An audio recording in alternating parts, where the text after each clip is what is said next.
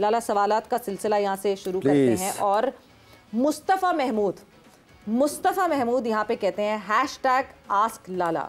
शाहिद भाई, आपको लगता है कि उस्मान खान और इमामुल हक से ओपन करवाना चाहिए और बाबर को 1 डाउन आना चाहिए? मेरे कहने से कुछ फ़र्क पड़ेगा? जवाब इसका ये है कि देखिए उस्मान की, अच्छा मैंने भी बीपीएल क्योंकि मेरी टीम में ही था, 2-3 इनिंगें देखी हैं, बहुत आउटस्टैंडिंग इनिंग खेली है उस लड़के ने। हमें क्योंकि फ़ख्र भी नहीं है, इमाम है, हमें एक ऊपर से जो नए बॉल को उनके बॉलर्स की लाइन और लेंथ ख़राब करना है या उसका फ़ायदा उठाने का, पावर प्ले का, हमें एक प्लेयर तो ऐसा चाहिए। तो उसके लिए नो डाउट उस्मान अच्छी चॉइस है, भी इमाम भी गए, लेट्स सी इन दोनों में से किसको खिलाया जाता है। लाला, अगर आपने साथ उसके अभी आपने देखा है बीपीएल में, क्या इतना कॉन्फिडेंट है Usman? Because ODI debut in an ICC event versus India, pressure तो बहुत ज़्यादा है। प्रेशर, मेरा मतलब है तो प्रेशर है ही, प्रेशर की तो क्रिकेट है सवेरा। अगर हम ये सोचते रहेंगे कि प्रेशर है, इसको चांस दे ना दें, तो फिर तो अब वो प्लेयर ही नहीं है ना। आपने कुछ सोच समझ के आईसीसी चैंपियंस ट्रॉफी का हिस्सा बनाया है ना उसको, तो जाहिर बात है सिर्फ बेंच पे बैठने के लिए तो नहीं बुलाया ना कि बेंच पे बैठा रहे, कंकशन हो जाएगा, रिजवान को तो खिला देंगे। हाँ, बस वो वाला चक्कर है। उस्मान ऐसा प्लेयर है, वो ऑनेस्टली मैं बताऊं, उसके अंदर बहुत ज्यादा मैं उसको नहीं जानता, लेकिन जितनी उसकी बॉडी लैंग्वेज नजर आती है वो मुझे बहुत तगड़ा नजर आता है, दलेर है। रन करना ना करना वो अपनी जगह है, लेकिन एटलीस्ट उसका एटीट्यूड अच्छा है, तगड़ा है। तो उसने मेरे ख्याल में मैं समझता हूँ जो बेंच पे लड़के हों उनको खिला दो, फिर ओपन करा दो। अगर फ़ख्र नहीं है, आपको नए बॉल पे रन चाहिए होंगे, आपको अच्छा स्टार्ट चाहिए होगा। बिल्कुल, मुख्तलिफ नंबरों पे आपने भी बैटिंग की है, तो ये जो ओपनर अगर इसी ऐसे मौके पर किसी को भी लिया जाए तो कुछ ज़रा मुख्तलिफ करना पड़ता है या फिर अपनी नेचुरल गेम की तरफ किसी को भी जाना चाहिए?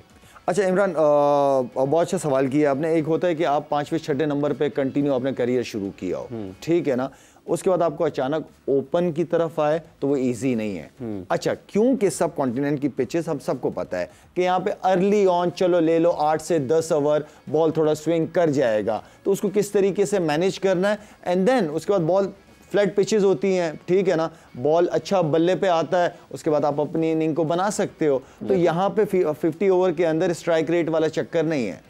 यहाँ पे आप शुरू पहली बॉल से स्ट्राइक रेट के चक्कर में नहीं रहते। यहाँ आप अपने आपके पास इतना टाइम होता है कि आप टाइम लेते हो एंड देन उन्हीं बॉलों को बाद में आप रन्स के अंदर कन्वर्ट कर सकते हो। तो आई मीन के ये डिपेंड करता है कि आपके ऊपर क्या आप उस सिस्टम के तहत आए हैं कि आपके ऊपर अगर ये सिचुएशन आ जाएगी तो आप मैनेज कर जाओगे। जो माइंडसेट की हम बात करते रहते हैं, वो माइंडसेट यही है, वो नीचे से बन के ऊपर आया हुआ होता है माइंडसेट। तो माइंडसेट नीचे से बन के ऊपर आया हुआ होता है, बट ये जो ऊपर हैं अभी, अब तो इनका माइंडसेट नहीं है ऐसा। इनके माइंडसेट के अंदर क्या ऐसा जादू जगाए जो ये कहें कि अच्छा जी हम डट के खेलेंगे जम के, क्योंकि हमें फ्लैशेस में दिखती है वो परफॉर्मेंस। बिल्कुल। सो वो फ्लैश में जो दिखती है वो फिर कहाँ गायब हो जाती है?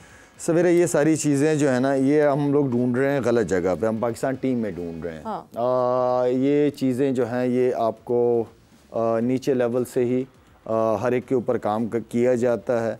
मैं हमेशा से बात करता रहा हूँ क्रिकेट एकेडमीज़ के हवाले से। जिस तरह बच्चा रोज़ स्कूल जाता है पढ़ने के लिए, इसी तरह उसको रोज़ एकेडमी आना पड़ता है, ग्राउंड आना पड़ता है। और उन बच्चों का जैसे माँ बाप ख्याल रखते हैं, इस तरह उन बच्चों का ख्याल रखा जाता है, क्योंकि वो फ्यूचर होता है, वो टैलेंट होता है, उसको आप ज़ाया नहीं होने देते। तो आपकी क्रिकेट एकेडमी रोज़ बिज़ी होनी चाहिए। अंडर 16, अंडर 19, अंडर 23 लेवल की जो एकेडमीज़ हैं, ये आपकी हर जगह लगी हुई होनी चाहिए। रोज़ कुछ ना कुछ एक्टिविटीज़ होनी चाहिए बच्चों के साथ। वहाँ पे इतने सारे कोचेज़ हैं हमारे पास, सब कुछ है हमारे पास, पैसे की भी कोई कमी नहीं है क्रिकेट में, अच्छे खासे स्पॉन्सर, सब कुछ है। तो कहने का मतलब ये है कि हम जितना हो सके अपनी इन एकेडमीज़ को इस टैलेंट से भरें, और यकीन माने कोई मुश्किल काम नहीं है। हो सकता है हम चीज़ों को मुश्किल बना देते हैं, बस प्रॉब्लम वो है आप सही लोगों को सही जगह ला के बैठा दो, ठीक है, उनको आप पावर दें और उन्हीं से फिर आप पूछें, वही जिम्मेदार होंगे सारे। और ये मोहसिन नकवी साहब की एक चीज़ मुझे ये अच्छी लगी है कि उन्होंने जिनको क्रिकेटर्स को ऑन बोर्ड लेके आए उन्हीं को रिस्पॉन्सिबल ठहराया है। तो ये इन सारों के पास बहुत अच्छी अपॉर्चुनिटीज़ हैं, जो भी हमारे सीनियर्स हैं। लेकिन मुझे सिर्फ इशू ये होता है कि जब बंदा सही जगह पे सही बंदा नहीं, सही कुर्सी पे सही बंदा, क्या कहते हैं इंग्लिश में, right man on the right, हाँ बिल्कुल। तो वो उस चीज़ की सिर्फ मैं समझता हूँ कि कमी हो सकती है अदरवाइज यही क्रिकेटर्स हैं, इन्होंने पास्ट में किया है, यही पाकिस्तान का नाम रोशन करते रहे, इन्हीं क्रिकेटर्स को यूज करे, इन्हीं क्रिकेटर्स को यूज करे और एक अच्छा लायामल बनाए डोमेस्टिक क्रिकेट के हवाले से और आगे की सोचें, आगे की देखें। मेरे ख्याल में फिर हम इसी तरह इनकंसिस्टेंट ही रहेंगे क्रिकेट में, कोई जीत गई सीरीज, कोई नहीं जीते, बड़े इवेंट के अंदर बाहर हो गए पहले राउंड में, फिर ये सारा कुछ इसी तरह ही चलता रहेगा। बीमारी असल नीचे है। बिल्कुल, बिल्कुल। अरे एक कभी 100 हुआ है बांग्लादेश की तरफ से मिडिल ऑर्डर में, 5 विकेट शामी ने भी लिए हैं, कल भी 200 हुए मिडिल ऑर्डर में। तो ये जो आज 100 हुआ और शामी के कम बैक, क्योंकि कप्तान ने उनके कल कहा कि उनके रिदम को मैं तलाश कर रहे हैं, तो देखना चाह रहा हूँ कि वो आए। बड़ी बात है इस कंडीशन में 5 आउट कर देना, मेरे ख्याल में बड़ी एफर्ट है और खासतौर पर एफर्ट तो उसकी है, क्या नाम है उसका, उसको किस तरह प्रोनाउंस करें, रिदोय की इनिंग आउटस्टैंडिंग, प्रेशर के अंदर किस तरह टीम को लेके चला। अच्छा, अब आप उसके मैचेस देख लेंगे, कितने वनडे होंगे सवेरे इस लड़के के? मैं बिल्कुल आपको बताती हूँ, आप लोग डिस्कशन, अंदाजन 25-30 वनडे होंगे, 50 होंगे। यार इस तरह की कोई हमारा 50 वनडे खेला हुआ कोई इस तरह की इनिंग खेल के दिखा दे मुझे। 35 वनडे, ये 34th वनडे खेल, 34 वनडे के अंदर इतने प्रेशर में इतनी बड़ी बॉलिंग लाइन आपके खिलाफ कितनी जबरदस्त इनिंग खेल के गया वो लड़का। बिल्कुल, ये यहाँ से मुझे लगता है कि वो जो कहते हैं ना, आपकी आय देख लेती है लड़के को और आपको पता चल जाता है कि he will go for long और वो लंबे अरसे के लिए जाएगा। मगर वो फिर बात वहीं हमारी घूम के उसी तरह बात फॉर्मुलेट हो जाती है लाला, क्या इवेंचुअली अब पाकिस्तान क्रिकेट बोर्ड को, जो कि दुनिया भर कर रही है, ये फॉर्मुलेट कर लेना चाहिए कि टेस्ट और ओडीआई की टीम भी अलग, मैनेजमेंट भी अलग, सब कुछ अलग, मगर ट्रीट T20 डिफरेंटली, क्योंकि अभी तो ये ओडीआई फॉर्मेट का हमारा टूर्नामेंट चल रहा है। इंशाल्लाह 23rd को हम बहुत अच्छी परफॉर्मेंस दें और जीत जाएं एंड मूव फॉरवर्ड करें, मगर अगली जो बारी आने वाली है that is 26 world T20 again, और हम वर्ल्ड T20 में कुछ नहीं करके आए पिछली दफा, अमेरिका और इंडिया से जिस तरह हम हार के आए थे। अभी से फोकस कर ले T20 के ऊपर, डिफरेंट मैनेजमेंट, डिफरेंट बॉयज, अलग तरीके से डील करें। 100% एग्रीड हूं मैं आपको इस बात से, बिल्कुल आपने ठीक कहा है। T20 को बिल्कुल अलग रखें और डिसीजन लें कि आगे किसको ऑन बोर्ड लेके चलना है, टीम का कौन कौन से मेंबर्स होंगे।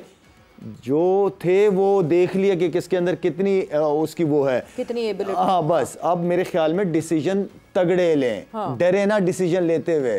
जो जिम्मेदारियां आपको क्रिकेट बोर्ड की तरफ से हैं, खुल के सपोर्ट मिली है चेयरमैन की तरफ से, आप डिसीजन लो, कोई कुछ नहीं कहेगा।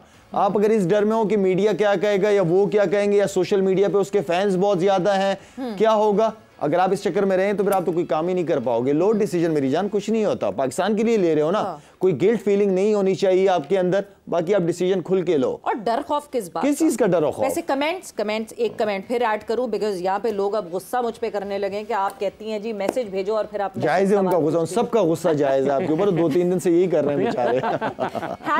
#AskLala, यहाँ पे मारिया काशिफ पूछती हैं, what was the strategy behind not to bowl Salman in yesterday's match only 3 overs? उसी पे हमने बात की है, उसी पे हम बात कर रहे हैं कि स्पिनर से ज्यादा ओवर कराने चाहिए थे, अगर अच्छी कर रहा है, और सलमान रेगुलर मेंबर भी है और रेगुलर वो ओवर कर रहा है, वो कंटिन्यू ओवर कर रहा है। हाँ। यार आप क्यों फास्ट बॉलर से कंटिन्यू ओवर कराए जा रहे हो? अगर शाहीन ज्यादा रन दे रहा है या दूसरे ज्यादा दे रहे हैं, आप उनको रोक लो थोड़ा सा, गो विद स्पिनर्स। हाँ। बिल्कुल जाओ स्पिनर्स के साथ। हाँ, वो गलती, मैं जितनी 3 गलतियां बताई हैं उसमें रिजवान की ये गलती है कि स्पिनर्स को यूटिलाइज नहीं किया हमने। Plan A, plan B, plan C, सारी टीम्स बना के आती हैं, कुछ सेटबैक होता है, ए से बी में, बी से सी में चले जाते हैं। मुझे लगता है हम प्लान ए के आगे कोई बात ही नहीं करते, हमें लगता है सब हमारी मर्जी से जाएगा, जबकि ऐसा होता नहीं है, ऐसा कभी भी नहीं होता। प्लान बी तो सी चलो बाद में, लेकिन प्लान बी तो आपके पास होता ही होता है, बिल्कुल होता है। हमारे भी जो फास्ट बॉलर्स नहीं करते थे, हम फास्ट बॉलर से पूरे ओवर नहीं करवाते थे।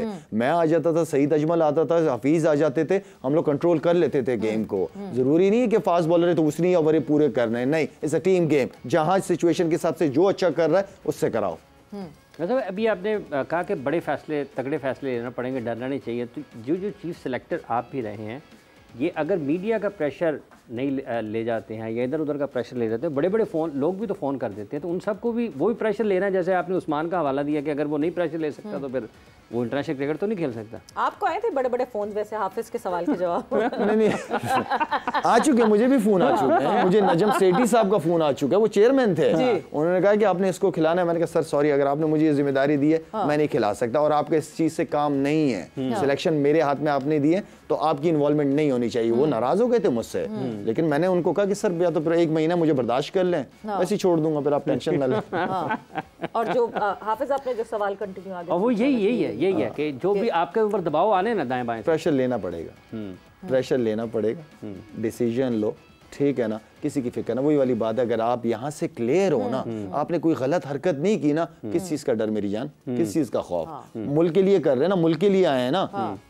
और लाला फिर मुझे एक और चीज़ लगती है, अपना रेप्यूटेशन, अब इतने टाइम खेल के शाहिद आफरीदी ने कोई नाम बनाया ना, अब उस नाम को वापस पीसीबी की जॉब पर आके एक जॉब सीकर बन के जाया करना इज नॉट गुड, क्योंकि इतने बड़े बड़े सीनियर्स हमारे। बट यस, बहुत सारी चीज़ें सोचनी है, बहुत सारी चीज़ें समझनी है,